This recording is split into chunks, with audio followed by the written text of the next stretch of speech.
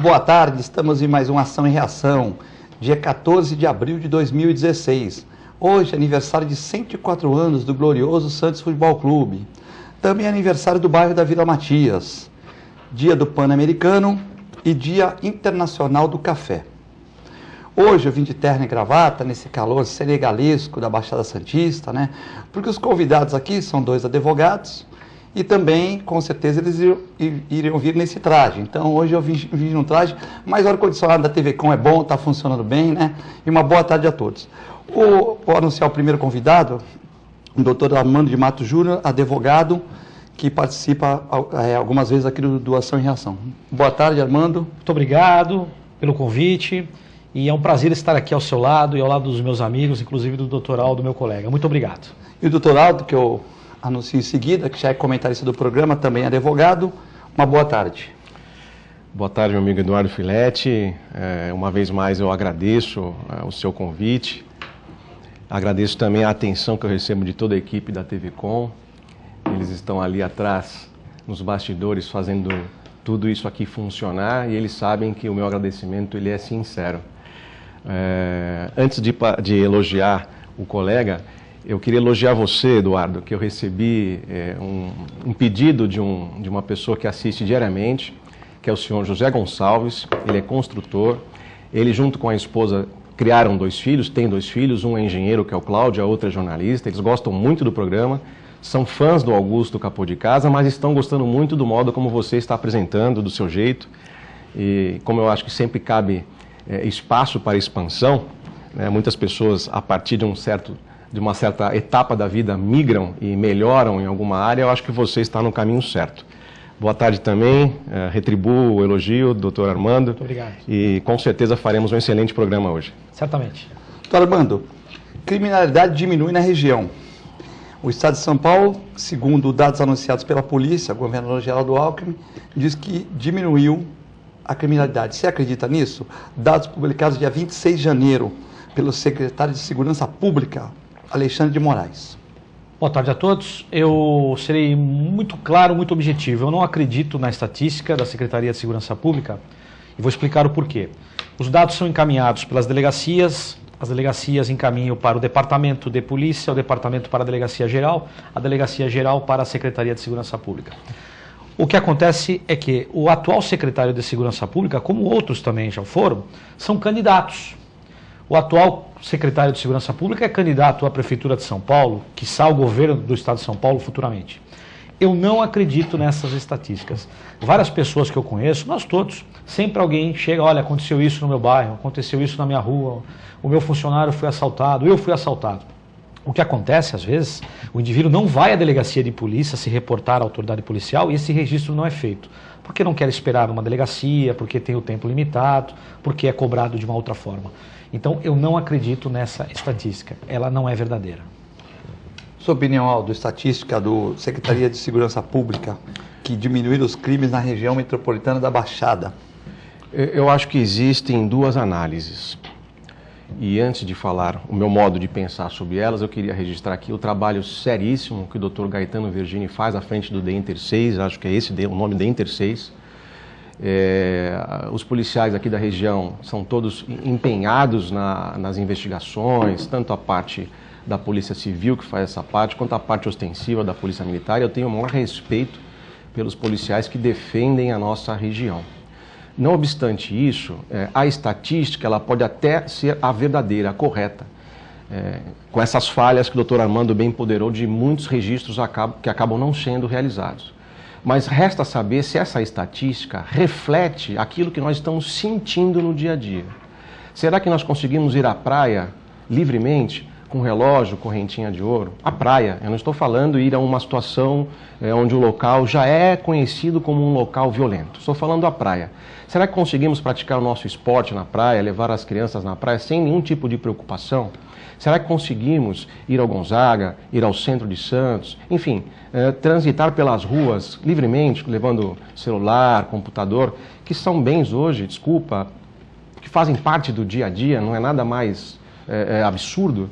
Se a resposta a essa pergunta, ou seja, eu não me sinto confortável em transitar livremente pelas ruas de Santos, pela praia de Santos, ou São Vicente, Praia Grande região.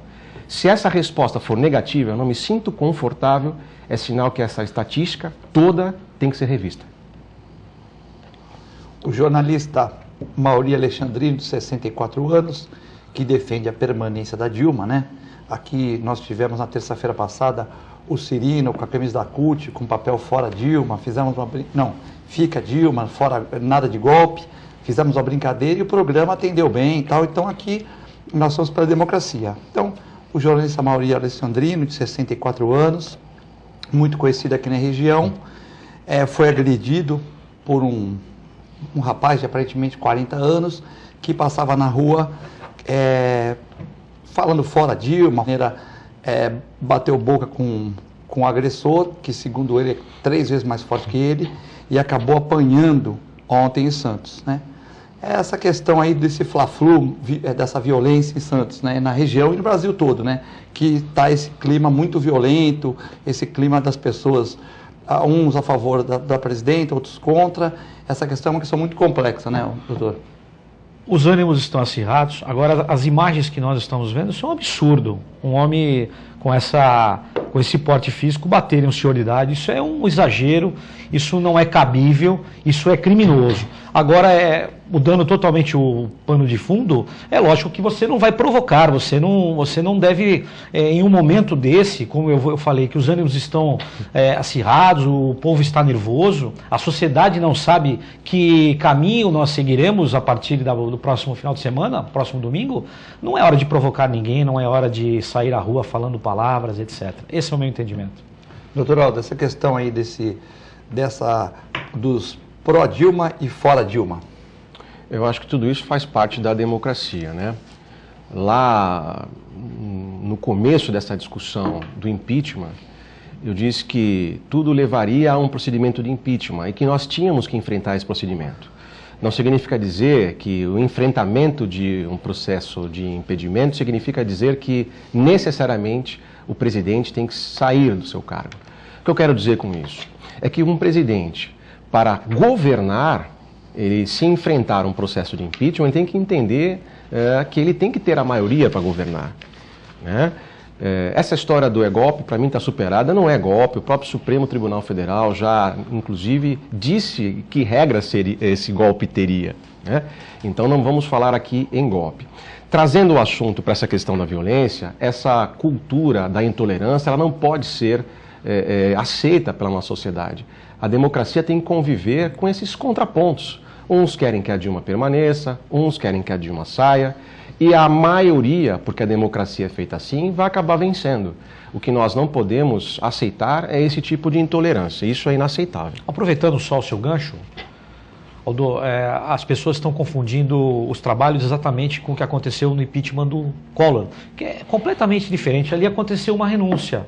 O presidente, à época, percebendo que seria impedido, entregou o seu cargo. Aqui não. Aqui nós teremos um impedimento em até 180 dias.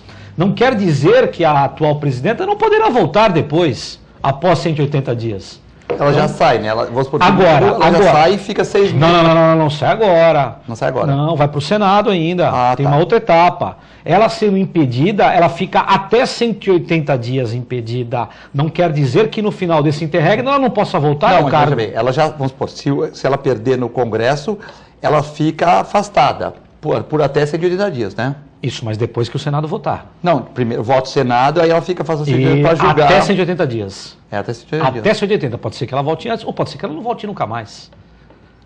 Lógico, vão ter que decidir, né? Há uma discussão interessante que foi modificada pelo Supremo Tribunal Federal. Até então, por conta do caso Collor, a admissibilidade da Câmara faria com que o Senado aceitasse de imediato e aí sim iniciasse o prazo de 180 dias. Contudo, o Supremo Tribunal Federal fez uma pequena modificação. A admissibilidade da Câmara, ela tem que ser aceita agora no Senado. Então, o afastamento dela se dará com o aceite do Senado em realizar a tramitação.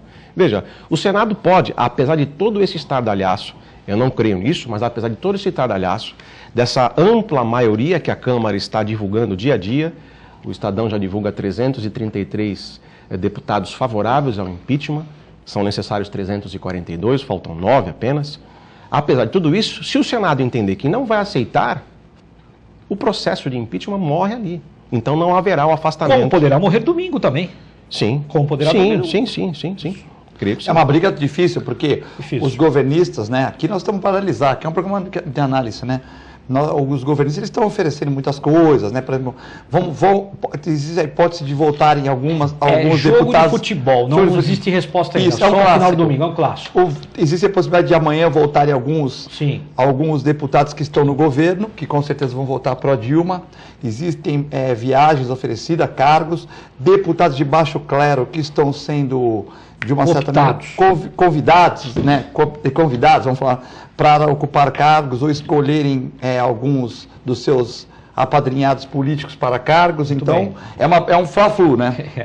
Ninguém sabe a resposta ainda. Ninguém sabe a resposta ainda. E é por isso, se me permite, que eu não acredito na ideia do vazamento acidental do vídeo do vice-presidente da República, um homem carimbadíssimo na política, mas me pareceu, doutor Armando, não sei se irá concordar comigo, me pareceu o seguinte: muitas pessoas estão falando, talvez em nome dele, dizendo que o governo será diferente, se o governo de transição será diferente, mas aquelas pessoas que estavam indecisas, aqueles deputados que estavam indecisos, queriam ouvir alguma coisa mais concreta do vice-presidente da República. Então, no momento em que esse vídeo vazou, percebam, o placar que era estimado em 34 votos favoráveis ao parecer, ao relatório que daria esse procedimento, ele saltou para 38, num aumento de votos que nem mesmo os mais favoráveis, os mais otimistas estavam contando. Creio eu que esse efeito vazamento Temer, dando apoio a isso tudo e dizendo que fará um governo de união, mesmo que transitório, interferiu diretamente nessa questão. Eu estava vendo o governador Geraldo Alckmin falar um programa, acho que na 95.1, um programa até humorístico na hora do almoço, quando eu estava vindo para cá. Achei interessante que ele comentou, né, a fragilidade dos partidos políticos do Brasil, muitos partidos, né, e ele falou do partido dele, do PSDB, onde tem para não escolher, por exemplo, para não indicar, é o Armando, eu sou o dono do partido, que aqui no Brasil muitos partidos têm dono, né, é o Armando, pô, mas e o Aldo também é muito bom, fazem as prévias. Aí, que na prévia, ele só poderia votar em um. Né? E o humorista tirou um saldo dele. Você votou no João Dória. Eu falei, só podia votar em um. Infelizmente, eu não tinha 3 votos. Eu acho que todos são competentes. O Alckmin fala muito bem, né? 3 são competentes, mas eu votei no João Dória. Aí o André Matarazzo saiu do partido. Quer dizer, você perde, em vez de você ir naquela brigada, não, você muda de partido. Quer dizer, mostrando a fragilidade dos partidos, onde existe uma prévia para se pregar uma união ao melhor candidato pela escolha de todos, e quando você perde, você muda de partido, né, Armando? Não só a fragilidade do partido, como o desinteresse total daquele que faz parte desse partido, mas o que ele vislumbra é algo melhor para ele. Se o algo melhor para ele está em outro partido ou ficar fora do partido, ele vai. Então ele não tem relação nenhuma, não existe aquela relação amorosa, olha, eu amo o meu partido, eu fundei o meu partido. Isso ficou claro agora. Muito claro, pessoas do partido, vamos falar aqui do Partido dos Trabalhadores, que agora, na mudança de clima, mudaram, foram para outro partido, estão sem partido, estão com medo até da ruína do Partido dos Trabalhadores e abandonaram o barco no meio do caminho. Alguns permaneceram, mas alguns saíram, nós estamos vendo todos os dias aí, tinha um dia X aí que já passou, que as pessoas precisavam sair para mudar para outro. E isso ficou claro. Até no PT de Santos, que não tem nenhuma marca assim de corrupção, tudo... Tirando a Thelma e alguns integrantes, muita gente saiu para outros partidos, né? Sim. Tinham 2 vereadores que saíram porque ficaram com receio de não ter uma aceitação na votação. Até porque as eleições estão chegando, né? Às vezes daqui a pouco. Aldo, essa questão aí dos partidos. O que eu estou percebendo é que, embora eu seja Santos Futebol Clube, sócio, torcedor, de carteirinha, é a primeira vez que eu estou vendo, aqui na região principalmente, as pessoas comentarem muito mais sobre política do que futebol, muito mais sobre política que novela. Então, eu gostaria muito de ver todos nós aqui da região mais interessados na política. Não que o futebol não seja importante, daquilo que é, dentre as coisas menos importante, o mais importante, mas é a política que rege, que orienta toda a vida futura do cidadão.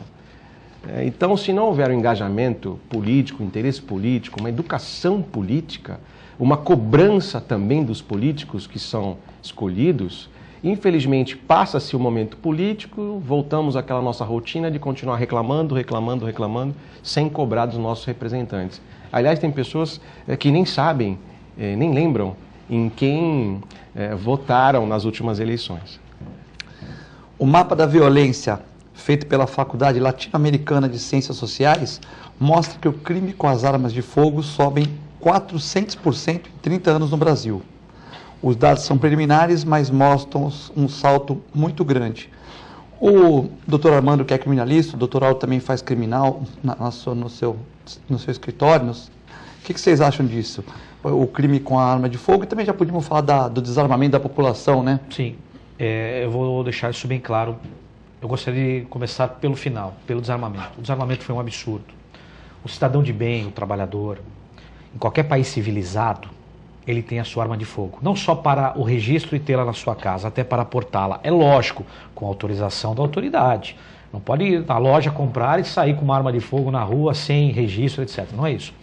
Mas o roubador, sabendo que a sociedade está desarmada, ele tem muito mais facilidade de entrar na sua casa, de parar você na estrada, sabendo, tendo certeza absoluta que o indivíduo, o cidadão de bem, está desarmado. A partir do momento que o ladrão tem a dúvida se, ao ingressar naquela casa, existe uma arma de fogo carregada que poderá ser usada contra ele, ele vai pensar e vai repensar várias vezes. Então nós precisamos repensar novamente sobre o desarmamento. O porte de arma para a pessoa que tem qualificação, tem capacidade, que a maioria da sociedade tem. Existem algumas pessoas que não têm, mas existem profissionais que vão detectar e vão verificar o que pode e o que não pode, como alguns policiais. Alguns podem, outros não podem. Podia até obrigar uma capacitação, né? Mas já existe a lei, mas não precisa, porque a lei é clara. O Sinarme, que é a lei que foi criada, já traz. O sujeito, para comprar uma arma, ele precisa fazer um curso, passar por um teste psicológico profissional e depois frequentar o stand de tiro. Depois dessa aprovação, ele poderá fazer a compra da arma. E o porte de arma, a mesma coisa. Vamos capacitar. Agora, se o ladrão tem a certeza que o cidadão de bem está desarmado, fica fácil. Aldo, a sua opinião é desarmamento, os crimes com arma de fogo sobem. Também 30 anos, né? Nós vamos aqui para 1900 e pouco, quer dizer, o que também não tinha tanta gente com arma, né? O número de armas foi crescendo, né, Armando? Por exemplo. Olha, eu vou falar uma coisa. Hoje tem uma quantidade muito menor de armas registradas do que no passado. Por quê? Para você comprar uma arma hoje, primeiro que é caro. A arma de fogo em si é cara. Depois o registro da arma é caro. E depois a autorização, que deve ser renovada de 3 em 3 anos na Polícia Federal, uma burocracia. Então isso dificulta. Hoje eu tenho certeza, existem muito mais armas clandestinas na sociedade, que vêm pelas fronteiras, vêm em N formas, do que armas registradas. O cidadão de bem, ele falou, poxa vida, eu vou comprar uma arma, eu vou gastar um dinheiro que eu não tenho, para daqui 3 anos renovar, e a pessoa não tem condição. Dificultou muito, né? Dificultou, criou problema, e o marginal sabe disso. 1996 até agora essa pesquisa, né? 20 anos. 30. 96. Então 96? Não, 1986. 86, 30 anos. 86, 30 anos. Eu vou primeiro fazer só uma correção, vamos deixar só o doutor Armando Matos como criminalista. Eu atuei em muitos casos dessa belíssima área do direito, que é o direito penal, mas eu deixo esse título para o doutor Vicente Cassione, para o doutor Eugênio Carlo Baliano Malavase, para o doutor Armando Matos. Eu estou fora desse seleto rol do direito penal. Com relação ao porte de arma, eu tenho uma ideia um pouco diferente. Eu entendo quando se defende essa questão onde o cidadão de bem tem o direito de possuir a sua arma. Mas o doutor Armando colocou em linhas rápidas, mas ele colocou ali no ponto que eu vejo que é a principal ferida do armamento, que é o armamento ilegal, que são as fronteiras. Eu acho que o Brasil ainda não está no nível dos países civilizados que têm essa questão do porte de arma de maneira bem tranquila. Eu, particularmente, coloco tanto a questão do porte de arma quanto a discussão do uso da droga de menor potencial lesivo ao cidadão, eu coloco num plano lá na frente, onde primeiro a sociedade tem que discutir a sua educação. Eu não posso misturar diversos assuntos que eu entendo que são importantes, mas eles, no meu modo de ver, têm um escalonamento de prioridade. E enquanto eu não tiver um país com uma educação avançada, com uma sociedade um pouco mais amadurecida, eu não vejo como ser favorável ao porte, por mais que se tenham exigências ao porte de armas. A gente entende, né? Mas também, isso é uma coisa muito para discutir, levaria 3 programas, né? Mas também você tá na sua casa, entrando no seu apartamento, e de repente o cara sabe que você está desarmado, poxa, esse é o médico, com certeza, o cara, vamos por ver, um médico, um advogado ainda pode ser um político, que pode ter um porte, mas é mais complicado. Mas se é um cara de branco, esse cara é médico, ele não está armado, porque ele não pode andar armado, porque o carro dele ele vai viajar, ele transita na região da Baixada Santista, vai fazer atendimento, se parar o carro dele com arma, ele vai ser preso. Então chega a ser até uma certa covardia, né? Por exemplo, eu tinha porte de arma, tinha um 380 com 12 balas mais 13 balas, né? Fiz 2 cursos, fui vice-campeão. Meu irmão foi campeão, fui vice do torneio iniciante de tiros de Santos. Então eu gostava, nunca usei arma para ninguém, mas tinha minha arma no coldre, no carro, me sentia mais seguro para sair da clínica, para ir nos domicílios em lugares ruins, para sair da faculdade às vezes 11 horas da noite, carro parado numa rua erma, já que não tem tantos estacionamentos assim, eu me sentia mais tranquilo. Mas agora já não uso, então eu me sinto assim um pouco órfão dessa proteção, porque de repente o meliante ele sabe que eu estou desarmado, então eu sou uma presa fácil. Né? Lembrando também que o roubador ele atua no efeito surpresa. Não quer dizer que a pessoa armada ela terá a garantia que se safará desse assalto. Não é isso. Às vezes até complica, às vezes até pior. Fica sem arma e fica sem a vida. Arma é para quem tem destreza, para quem tem capacidade intelectual e quem tem destreza. Agora, a arma também, como eu falei, não é a certeza de você não ser assaltado, às vezes até piora. Então, às vezes dentro de casa é bom, né? Dentro de casa, uma arma de fogo carregada, documentada, óbvio, hoje que mora num sítio, mora numa fazenda, distante, como você disse, é uma presa fácil. E hoje para você conseguir o registro e um porte é algo muito difícil, além de difícil, caro, que limita muito. O meu irmão até um tempo o Celso ele ficou fazendo as provas e tirando, mas aí era caro, era complicado, ele parou de tirar o registro. Né? Então, está aí um ponto de vista bacana. De repente, o começo dessa regulamentação para se ter em casa já é um começo, é uma discussão aceitável em algumas situações. A lei hoje já autoriza. Existe uma série de detalhes, de regras, mas você compra a arma para tê-la na sua casa. O problema é que o registro precisa ser renovado a cada 3 anos. No passado, quando era feito pela Polícia Estadual, era um só. Agora não, agora você precisa renovar a cada 3 anos. Fazer o exame novamente, ir ao stand, gastar dinheiro. Isso limita as pessoas, nem todas as pessoas podem tê-lo. E isso gera custo. Gera custo. O senhor pega no dia a dia muitos crimes por arma de fogo, de pessoas assim que trabalham e tal, ou como é que funciona essa questão hoje? Porque nós estamos vendo aqui, a pauta tem motoboy de 32 anos é assassinado com 2 tiros em Itanhaém. A vítima havia recebido ameaça de morte por conta de um carro comprado com a ex-mulher. Adolescente é morto ao tentar assaltar policial em Praia Grande. Então, olha, arma de fogo, hoje a letalidade, a maioria dos crimes são por arma de fogo.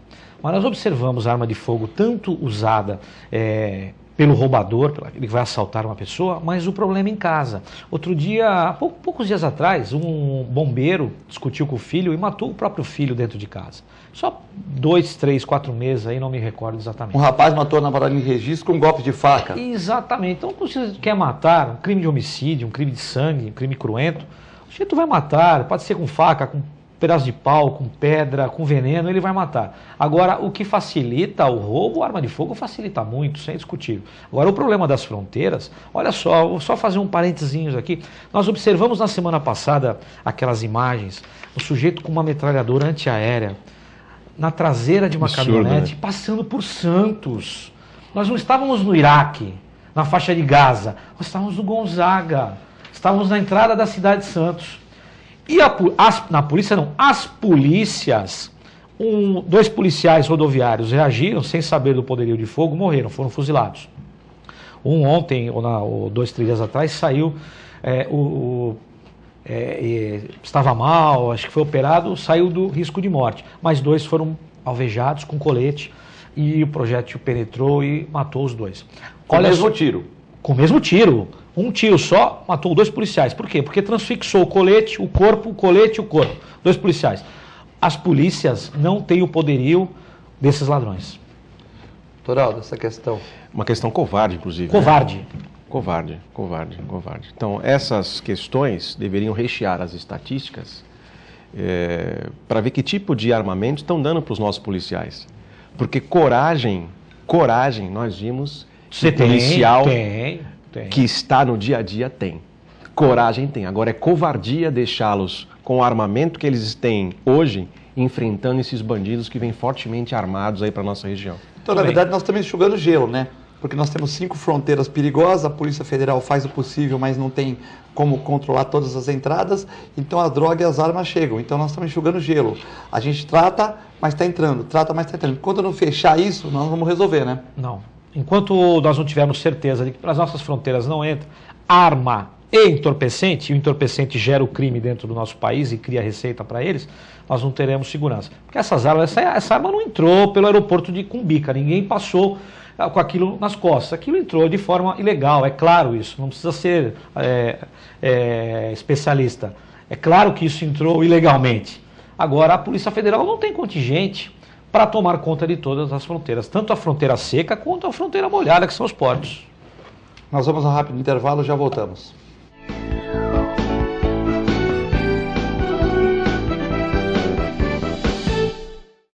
A Clínica Multiimagem é especializada em exames de radiologia e diagnóstico por imagem, investindo continuamente em tecnologia e trazendo constantes inovações para proporcionar à comunidade médica e seus pacientes diagnósticos ainda mais precisos. Sua nova e moderna estrutura, aliada à tecnologia de ponta, juntamente com o corpo clínico especializado, tornam a Clínica Multiimagem um dos centros de diagnósticos por imagem mais avançado do estado de São Paulo. Entre em contato pelo telefone 3202-1250.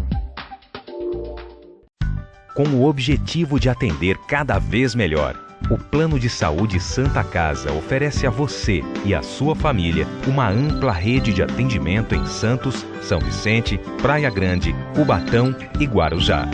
Além de contar com a melhor equipe médica e multiprofissional do litoral paulista. Plano de Saúde Santa Casa de Santos. O melhor atendimento em plano de saúde. 3226-6200. A TV Com traz qualidade e interatividade para a Baixada Santista. Nos preocupamos constantemente com a qualidade de nossas produções. Por isso, investimos em equipamentos e profissionais qualificados. Nosso estúdio é, sem dúvida, um dos mais bem equipados da região. São mais de 40 metros quadrados de tecnologia. TV Com, sempre com você. Porta.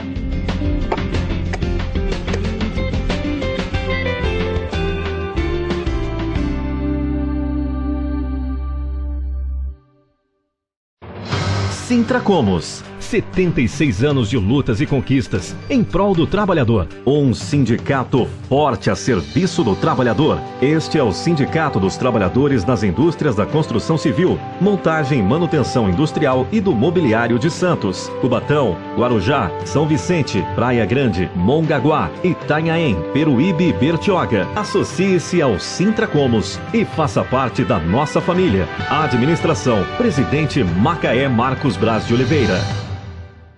Existe um lugar em Santos onde você encontra os empreendimentos mais fascinantes da região. Um lugar amplo, aconchegante, feito para oferecer o melhor atendimento para você. Um lugar que reúne as melhores opções residenciais e comerciais nos bairros mais nobres de Santos. Um lugar que a gente nem precisava dizer, porque você já sabe. Central de Vendas Grupo Mendes, Rua Guaiaó 55, Aparecida. Venha fechar um bom negócio para abrir as portas do seu novo lugar. Sindicato dos Trabalhadores Municipais de Praia Grande, há mais de 20 anos levando aos seus associados planos de saúde e convênios, assistência odontológica e jurídica, curso de capacitação e outros benefícios, dando aos servidores melhores condições de trabalho e qualidade de vida. Para mais informações, acesse o site www.sindicatopraiagrande.org.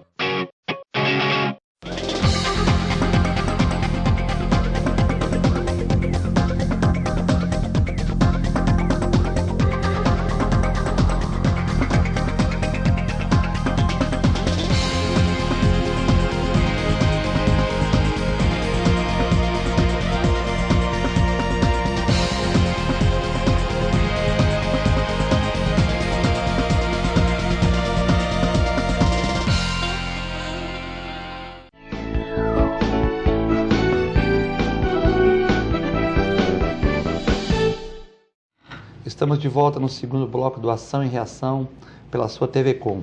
Hoje, quinta-feira, dia 14 de abril de 2016, aniversário do Santos Futebol Clube, dia do Internacional do Café, dia do Pan-Americano e aniversário da Vila Matias também. Hoje recebendo aqui o Dr. Aldo Santos Pinto, advogado, comentarista do programa, e o Dr. Armando de Mato Júnior, comentarista e advogado criminalista, também aqui nos estúdios da TV Com.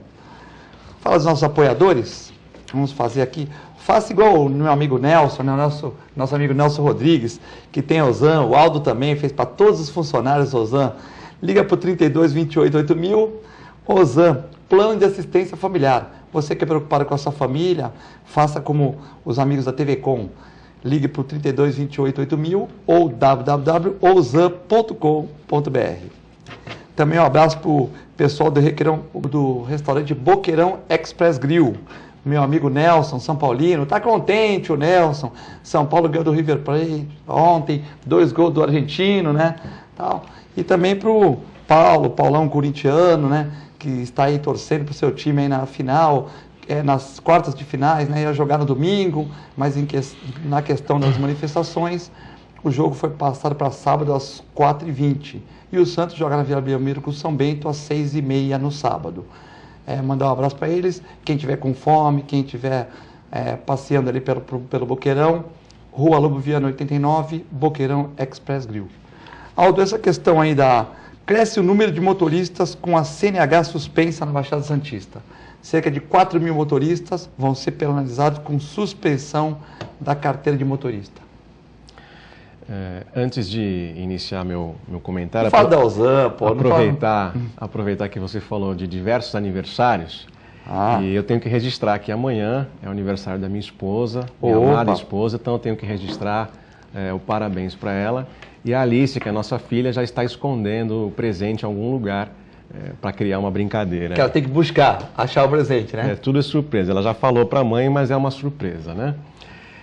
A questão da CNH colocada, eu acho que isso é um reflexo da quantidade, né, do aumento de volume de veículos, seja motos, seja veículo automóvel, caminhões, ônibus, enfim. Eu acho que é o reflexo natural, não deveria ser, mas é o reflexo natural de um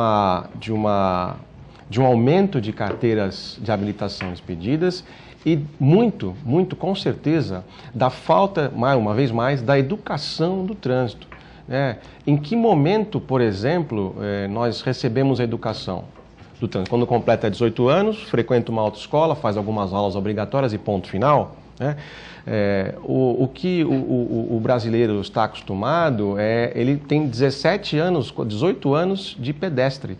E aonde é que o pedestre recebe os ensinamentos para que no momento em que se tornar um condutor de algum veículo, ele entenda plenamente da sua responsabilidade, do que pode e o que não pode ser feito, onde que o pedestre atravessa, por exemplo.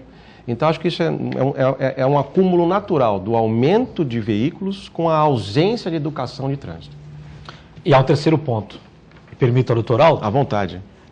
Há uma vontade excessiva do Estado de arrecadar dinheiro. Você sobe a serra, está no Planalto, ali a 100 por hora, 120 por hora, em determinado momento aparece um radar móvel que determina que você diminua a sua velocidade para 80, 90 por hora. Não há como, você não sabe. eu concordo com o Aldo em parte. Existem locais onde as pessoas excedem, querem correr, tirar racha, a polícia está aí, a CET está aí, os órgãos fiscalizadores estão aí, devem fazê-lo mesmo, inclusive com a lei seca, intensificá-lo. Mas lá em São Paulo é pegadinha. É pegadinha, lá em São Paulo é pegadinha. No São Paulo não, no começo já da serra, você subindo a estrada... Tem a placa dizendo 100, depois muda para 80. Depois muda para 80, então você vem no seu carro embalado na estrada, a 80, 100, 120, que é o limite, em determinado momento, 80 por hora. Mas como 80 por hora? Como aqui na entrada de Santos. Tem um local que é 40, outro local é 50. Então o sujeito que vem de fora, que não conhece, poxa vida, 50, depois é 40. Tem uma parte lá de São Paulo, eu sei exatamente qual é o local, passou para 30. 30 km por hora. Como é que você vai dirigir um carro a 30 km por hora? Não há como. Então eu entendo tudo isso, falta de educação da sociedade, dos motoristas, mas existe a quantidade excessiva. Todo mundo tem carro hoje, a indústria automobilística vendendo o carro aos montes, agora parou um pouco por conta da nossa crise, mas a vontade, a gana do Estado, digo a União, digo o Estado de São Paulo e os demais, e os municípios. Alguns municípios hoje a receita depende das multas. E é uma quantidade infinita. Afora tudo isso, nosso sistema Doravante foi integrado. Então, se você tinha uma multa em outro estado, numa cidade distante, isso não era ligado. Agora não, agora é ligado. Então, se você tem mais de 20 pontos no interregno temporal de um ano, ele perde a habilitação.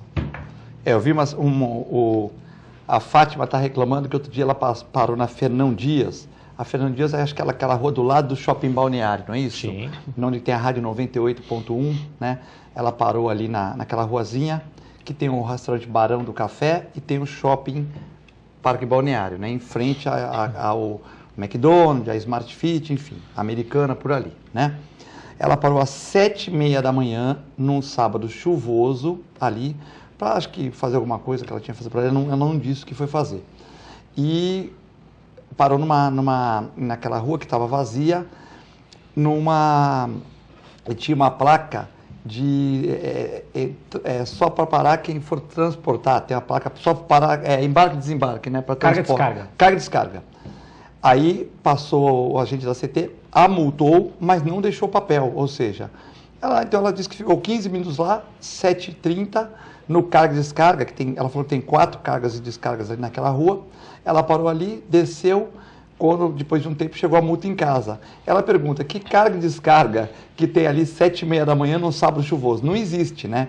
Então, realmente, ela achou que teria que ser multada, mas que deveria receber o papel para ela saber da infração que ela estava cometendo. E assim, ela poderia até ter parado outros dias, que ela relata agora que tem uma tia que mora ali, que ela poderia parar outros dias para pegar a tia e ir tomando multas sucessivas sem estar sabendo, e que a CT não teve uma campanha educativa, que ela entende que 7h30, num sábado chuvoso, num lugar que o comércio abre às 10 e ela para por 15 minutos, que ela não cometeu uma infração tão grave. E se ela cometeu, ela disse que deveria ser avisada. Eu acho curioso o horário, né? Eu já falei aqui num programa... 7h30 da manhã. Da minha rotina de trabalho, que é bem cedo, e eu percebo que muitas pessoas, muitos inclusive que pilotam moto, ignoram completamente os semáforos 7 da manhã, 10 para as 7, 7h15, enfim. Parece que já há uma certeza de que não haverá fiscalização, né? E isso por parte de todos os envolvidos no trânsito. Eu até, se me permite, eu sempre repito aqui uma história, não vou falar dos personagens, mas nos Estados Unidos nós estávamos levando 2 amigos para um aeroporto num horário diferente do nosso voo e era de madrugada o voo. Um personagem era eu, tá? Pode falar, um personagem era eu, tá? E num determinado momento eu estava conduzindo, escuta essa, Armando, se você não conhece, eu estava conduzindo o veículo e passou uma moto numa velocidade visivelmente acima de 100 por hora. Um dos rapazes que estavam no carro, que já havia morado inclusive em Los Angeles, ele disse, olha, isso não vai dar certo. Perguntei, né? Olhei para o retrovisor, olhei para o outro retrovisor, falei, como assim? Não tem ninguém aqui. Armando, não deu 2 minutos, esse motoqueiro que passou a mais de 100 por hora já estava fora da moto, à nossa frente. Já haviam 2 daqueles policiais do uniforme dos chips, um com a arma em punho, o outro já revistando, enfim. Então esse camarada, esse colega nosso que falou, não vai dar certo, ele sabe, como todo americano sabe, que existe fiscalização independentemente do horário. E nós aqui, nós cometemos alguns abusos, parando onde tem placa de proibido parar e estacionar, porque vai só deixar uma sacolinha aqui, enfim. Nós cometemos diversos abusos aqui que nós entendemos que não poderíamos ser multados, mas não pensamos no coletivo do quanto que isso prejudica o transporte, de como que isso prejudica o trânsito, de como que isso prejudica as outras pessoas que estão se utilizando daquelas vias públicas. Então essa certeza de que não há fiscalização, em muitos horários, deixa essa bagunça que está hoje. Concordo com o colega Aldo, lembrando até que lá nos Estados Unidos, onde os dois estiveram, o camarada tem uma multa de trânsito, ele é multado em pecúnia e vai para a corte. Vai para a corte e passa por um juiz. Aqui a sanção, o máximo é você perder a sua carteira nacional de habilitação e ser multado. Perder durante um tempo, 1 ano, 2 anos, você fica sem a sua habilitação. Nos Estados Unidos você vai para a corte, você conversa com o juiz de direito. Você olha na cara do juiz, ele vai dar uma restrição para você durante algum tempo. Agora, o que não pode acontecer é o excesso. É o Estado fazer aspas, como disse muito bem aqui o amigo Filete, fazer pegadinhas para arrecadar, essa sanha de arrecadar dinheiro, dinheiro, dinheiro, para que o Estado cada vez tenha mais dinheiro. Né? Às vezes usado em prol de coisas boas, às vezes para ser sangrado em corrupção. Então, isso eu sou contra. E às vezes eu observo que o Estado, o município, a União, quando as estradas são estradas federais, fazem pegadinhas, e essa é a palavra certa. Pegadinha ou não, a minha amiga Júlia aqui, advogada, né? Ela faz uma pergunta aqui que não sei se os comentaristas vão gostar, mas é uma pergunta importante. O programa ao vivo é isso mesmo, né? Ela fala que o programa está muito bom e ela quer saber o que vocês acham da situação da OAB Santos, sem paternalismo. E depois que ela quer saber a minha opinião como médico veterinário, como munícipe, sobre essa ação da OAB Santos. Doutor Armando, por favor, primeiro. Ninguém quer começar Não, começo tranquilamente. Essa a questão que ela se refere é a questão do presidente Julião e do Luiz Fernando, desse negócio, por exemplo, ficou, o Julião teve mais voto, entrou, mas o Luiz alegava que ele usou a máquina, vamos dizer assim. Aí o Julião conseguiu, depois entrou o Luiz, agora é o Julião de novo. Aí o terceiro tribunal fala uma coisa, quer dizer, como é que fica a OAB e o que você acha dessa questão da OAB Santos? Darei meu ponto de vista, doutor Aldo também, Filete, mesma coisa. A pergunta é uma pergunta importante, né? Geral. Em primeiro lugar, os dois são pessoas maravilhosas, tanto o Luiz Fernando como o Julião. Julião já veio de uma legislatura, fez uma brilhante gestão durante esses últimos 3 anos, ganhou nas urnas, mas não levou. Por quê? Porque a chapa contrária brigou, ganhou no Poder Judiciário, o Poder Judiciário falou, não, você levou nos votos, mas usou a máquina. Quem vai decidir isso, quem vai dar a última palavra é o Poder Judiciário. O que eu fico muito sentido, chateado, é que a Ordem dos Advogados do Brasil precisa passar por isso, precisa recorrer ao Poder Judiciário.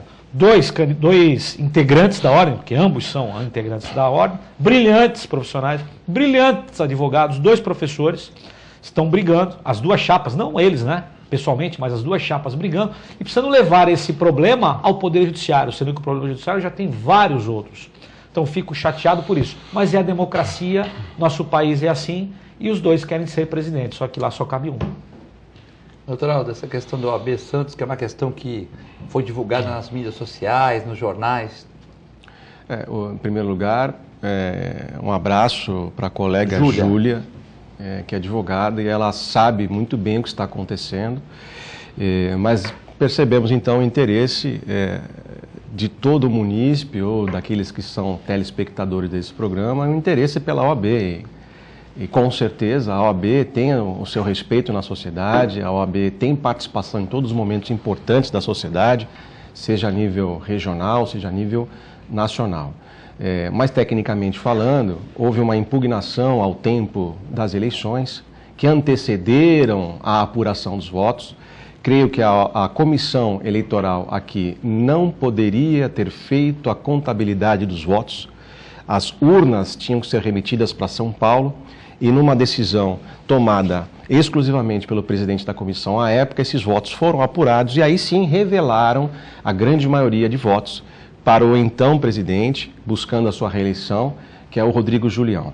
É triste, sim, ver essa disputa sendo comentada a todo canto. Eu acho que isso poderia ter sido resolvido numa questão interna, administrativa, porque a OAB tem que avançar de alguma maneira, os trabalhos prestados aos advogados não podem ficar paralisados. Eu aproveito aqui a oportunidade para que eu, neste momento de transição, os colegas que me perguntam sobre a OAB, eu disse que eu tenho uma atividade tão intensa da advocacia que eu não participaria nos próximos 10 anos de nenhuma situação que envolvesse um cargo de direção na OAB, mas nesse momento de transição, entendendo que eu posso contribuir de alguma maneira, eu fui convidado pelo Dr. Nobel Soares de Oliveira, que é o presidente da Comissão de Cidadania da OAB Santos, em que o vice-presidente é o Dr. Youssef, e eu fui convidado e estou como primeiro secretário nessa comissão, que é uma das mais importantes, uma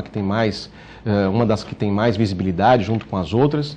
E nesse momento de transição estou doando parte do meu tempo, que já é bem disputado, principalmente porque eu quero estar com a minha família, mas eu estou fazendo isso e chamo também, convido a doutora Júlia, que fez essa pergunta, a participar, independentemente de quem ela tenha votado, mas a participar, a contribuir, porque o momento exige isso de todos nós. A minha opinião, como eu sou santista, não posso falar do Palmeiras, né? Eu só acho que a OAB é muito importante, participou até do processo de impeachment, entrou com uma... Então a OAB é importante. Eu acho que assim, a eleição, tudo bem, um teve 600 votos a mais, usou a máquina e tal, só que eu acho que fica feio, sabe, no dia da eleição, essas brigas, xingamentos, uma categoria tão importante, com tantas pessoas que contribuem para o bem da nossa região, né? Então, assim, a Associação dos Veterinários, briga, um xingando o outro, tal, acho que é uma coisa muito esquisita. Então, acho que ficou mais triste foi isso, né, Aldo? Porque não é um clube de futebol, a gente já está acostumado, não é um bar, né? Mas, assim, no dia da eleição, aquelas filmagens de um advogado xingando o outro, assessores de imprensa, eu acho que é uma coisa meio pesada, né? Eu não percebi esse xingamento, a disputa política ela é saudável, o que não pode, a meu ver, é essa situação se estender por muito mais tempo. Quer dizer, quem está lá hoje presidindo, as pessoas que estão tentando contribuir, elas vão trabalhar, vão dedicar parte do seu tempo, até que ponto? Quer dizer, será que vindo uma nova diretoria, esse trabalho já feito, já iniciado, vai ser perdido, enfim. Eu acho que essa insegurança não é boa, seja para a categoria dos advogados, seja para dos médicos, seja para o veterinário. Eu acho que isso tem que ser resolvido o quanto antes. Aproveitando o ensejo, a Ordem dos Advogados é muito mais que isso. Nos anos de ditadura no Brasil, foi a Ordem dos Advogados do Brasil que foi defender os presos políticos. Não foi a igreja, não foi o Ministério Público, não foi nenhuma outra instituição, foram os advogados. Alguns foram até presos. E eu tenho o prazer, às vezes, de estar aqui, o Dr. Vicente Cassione, do nosso lado, participou disso, nominou vários advogados que participaram também, e que estão hoje aí brilhando. Então a Ordem dos Advogados, ela é muito mais forte do que isso.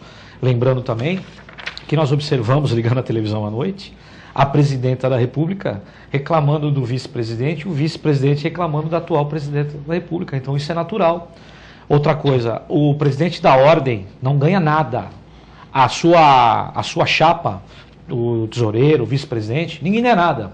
Ganha nada economicamente, não há salário na ordem dos advogados.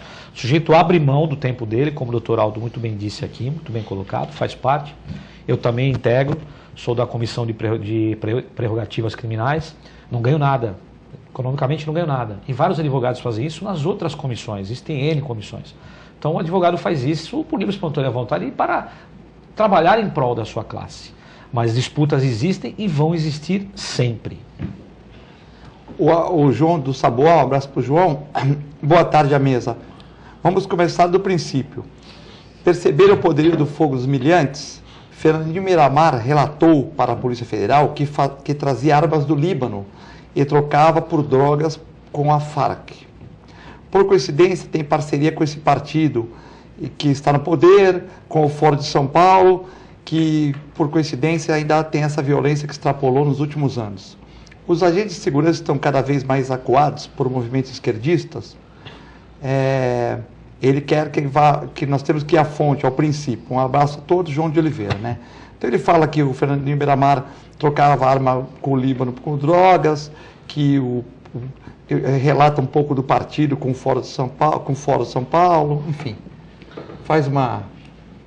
Eu acho que tudo isso vai ao encontro daquilo que o doutor Armando bem colocou, a questão das fronteiras, independentemente de ser, eu não vou nem falar o nome desse cidadão, mas se não for ele, talvez seja um outro. Enquanto houver facilidade de entrada de armamento, vai mudar o personagem, vai mudar o agente, mas o modus será mantido porque está aberto, escancarado, facilitado. O Estado precisa se fazer presente. Em todas as situações, como o doutor Aldo disse agora, da multa de trânsito, do guarda que interceptou o motociclista rapidamente, se ele tiver certeza que se ele sair à rua com uma arma de fogo ilegal, com uma partida de entorpecente no seu bolso, será preso, será condenado. O Estado precisa se fazer ali, todo dia. E outra coisa, levar o direito penal como coisa séria. Nós gastamos milhões em delegacias, policiais de rua, juízes, promotores, tribunais superiores, e o produto final do direito penal, que efetivamente é a pena, é o momento em que aquele que foi condenado, que a sua pena transitou em julgado pelo Estado e gastou-se milhões para aquele processo, e no momento de cumprir a pena, ele vai cumpri-la em um local sujo, em que não existe oportunidade. Não estou dizendo que ele deve cumprir a pena numa suíte com ar-condicionado, não é isso. Mas tratar o preso com dignidade para que quando ele saia da cadeia seja um homem, se torne um homem, não um bandido. Então precisa dar estrutura. Entrou na cadeia analfabeto, sairá alfabetizado. Entrou na cadeia sem profissão, sai com uma profissão para atender os anseios da sociedade. Pelo menos sabendo ler e escrever. E não é isso que nós observamos hoje. O Estado trata a cadeia como trata esgoto, como trata cano, que não aparece. Se não aparece, não dá voto, então não há interesse. Esse é o problema do político brasileiro. Nós estamos falando então de uma utopia, né? Porque sim, não há o dinheiro para a criança de hoje, para o jovem, para o adolescente, para que ele se especialize numa profissão. Quer dizer, não há o dinheiro porque ele é roubado, né? Então, não ele é roubado da merenda, o dinheiro existe. Então, olha só, não há o dinheiro, né? Até quando nós vamos enfrentar uma situação em que não há dinheiro para isso, né? Mas eu vejo de outra maneira. Não adianta eu colocar lá colchão, condições, tudo mais, que devem ter as condições mínimas, evidentemente que devem ter, mas não adianta eu fazer isso e não investir, desculpa a insistência, na educação, porque senão eu vou estar sim enxugando gelo, porque eu vou tentar corrigir alguém quando na verdade eu deveria dar condições, dar opções para que os jovens que estão aí perdidos entrem no caminho antes de se perder e aí eu ter que ressocializá-lo. Mas tem que ser tudo junto, né? Não, na verdade... Mesmo com a educação sempre vai ter os perdidos também, né? Então, mas não há como se fazer... desculpa, nós não temos competência para fazer as duas coisas ao mesmo tempo. Então nós temos que escolher prioridades. Talvez nem para uma hoje em dia, né? Pois é, nós temos que escolher, na minha visão, prioridades. Então pergunta à população, o que você acha prioritário? Reeducar o preso ou educar as crianças que estão aí jogadas, adolescentes que estão aí sem profissão? Eu acho que a resposta vai ser quase que 100% investimento na educação de primeiro impacto, de primeiro passo. Não a segunda opção que já está lá. Como fizeram os países os tigres asiáticos, né, que investiram em educação depois de 40 anos estão colhendo o retorno, né? Então, mas como eu falei, como o Estado não se faz presente, daqui a pouco nós teremos as Farc aqui no Brasil, teremos Hezbollah aqui no Brasil. O Estado precisa se fazer presente e o cumprimento da pena ser efetivo. Nos Estados Unidos, o camarada toma uma pena de 3 dias, ele vai para a corte, o juiz manda ele ficar 3 dias na cadeia, ele fica 3 dias trancado. Pode ser rico, pode ser Paris Hilton, não importa. Sua pena 3 dias. Ele vai para a cadeia, ele vai ficar 3 dias, ele vai sentir no corpo dele aquele problema. 1 ano, 2 anos, 1 dia, não importa. Aqui no Brasil, o camarada vai para a cadeia, se ele for desses grupos aí, desses partidos, etc., ele chega na cadeia e passa até ter um cargo, ter um status. Por quê? Porque o Estado não se faz presente. O Estado deixou na mão do crime as cadeias. O Estado precisa se empenhar. E essa turma toda que vai para o sistema prisional, que não são poucas pessoas, se eu não me engano, nós somos a maior população carcerária, a 3ª maior hoje do mundo, perdendo para 2 países só. Essa turma vai para a cadeia, mas eles voltam e são reintegrados na sociedade e vão cometer mais crimes. Por quê? Porque nós não pensamos na ressocialização. Então, vira uma bola de neve e não dá fim. A educação ela deve ser pensada agora para um projeto de 20 anos. E educação é tudo. É pagar bem o professor, é alimentar bem o aluno, dar condições técnicas para que o professor possa transmitir o seu conhecimento, prepará-lo de forma digna e remunerá-lo, é óbvio. O professor não é não é caridade, ele não faz por caridade, ele é um profissional, ele ganha para isso, se preparou para isso, se qualificou para isso, só que ele tira o pão dele de lá. Então ele não faz isso por, eu gosto de ensinar, não é isso. Ele ganha, como qualquer professor. Só que o Estado trata o professor, trata o médico, trata a segurança pública com descaso. E nós estamos vendo o que está acontecendo. Isso piorou muito nos últimos 20 anos, foi onde aconteceu pior. E também você já não acha que já tinha que entrar num controle de natalidade no Brasil, onde as pessoas que têm um poder aquisitivo alto têm poucos filhos, e as pessoas muitas vezes por desinformação, poder aquisitivo baixo, eu sei que a igreja não gosta quando a gente fala isso, mas as pessoas estão tendo muitos filhos e o Estado é incompetente para cuidar e não chega nessas regiões, o Estado não chega nessas regiões, as pessoas têm muitos filhos que ficam largados e aí não tem educação, fica pior ainda, né? Eu acho que essa questão não é ligada diretamente a quem tem poder aquisitivo e quem não tem. Eu acho que ainda é a questão da educação. Eu sei porque eu conheço pessoas que têm um elevadíssimo poder aquisitivo com 8 filhos, inclusive alguns adotados. Eu vejo que as pessoas que têm mais educação, elas tomam par de tanta coisa e contabilizam tanta coisa que restringe às vezes a quantidade, né? Uma estatística de filhos. Falando. Deve ter gente que tem pouca condição com um filho, como tem gente com muita condição com vários filhos. Mas a estatística mostra que as pessoas hoje em dia estão diminuindo o número de filhos em questão de poder educar bem, pagar um bom plano de saúde, não é isso? Já que o Estado é incompetente, né? Sim, os países de primeiro mundo estão até incentivando as pessoas a terem filhos, porque daqui uma geração, 2 gerações, nós não teremos mais pessoas, porque os casais não têm mais filhos. Então estão até incentivando. Agora, um país que dá bolsa isso, bolsa aquilo outro, o camarada vai fazendo filho, porque fica fácil, fica tranquilo. É chato falar, mas é verdade. Mas é o que vai acontecer. E a conta nós vamos pagar no futuro. Chegamos ao final do programa, tem muitas pessoas aqui no WhatsApp parabenizando a presença dos 2 advogados aqui, esclarecendo as dúvidas, né? Algumas pessoas aqui falando que a questão da OAB tem que se resolver, né? Alguns advogados também parabenizando pela opinião dos 2. E nós vamos chegando. Aldo, é um prazer ter você aqui no programa, volte sempre e parabéns pela participação. Eu uma vez mais agradeço e reforço o elogio que eu estou transmitindo a você das pessoas que estão assistindo diariamente.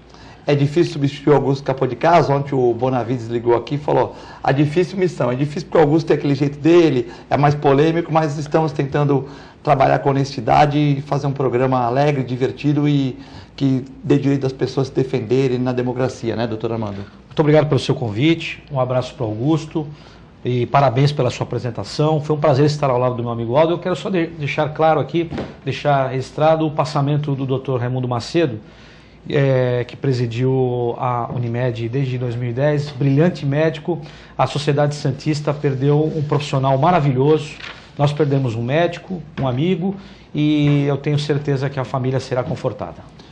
Hoje, que é aniversário do maior clube do mundo, o Glorioso Santos, quer deixar um abraço a todos os santistas da Baixada, do Brasil, do mundo, né? E em especial ao Valdemar Siqueira, que já foi comentado pelo Aldo, pelo doutor Armando, que hoje completa 94 anos, com 80 anos de sócio, e um abraço para todos os santistas em nome dele, que ele viva muito tempo para ver muitas glórias do nosso clube. Boa tarde a todos, boa noite para quem está vendo a reprise, boa madrugada para quem está vendo a outra reprise, fiquem com Deus e até amanhã.